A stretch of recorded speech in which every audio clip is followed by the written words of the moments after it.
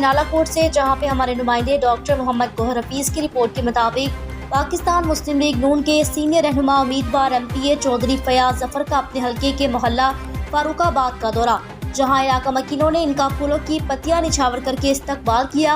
इस मौके पर मुअज़्ज़िज़ीन इलाका ने अपने लीडर चौधरी फयाज जफर को अपने मोहल्ला के मसाइल से आगाह किया।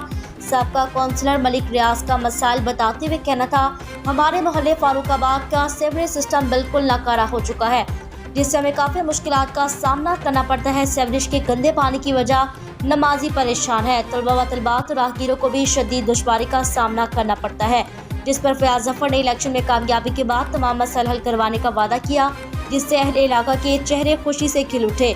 चौधरी फयाज जफर जिंदाबाद, पाकिस्तान जिंदाबाद के नारों से इलाका गूंज उठा। उन्होंने अपने कायद मियां मोहम्मद नवाज शरीफ के इस्तकबाल के लिए किए जाने वाले कारकुनान का भी शुक्रिया अदा किया।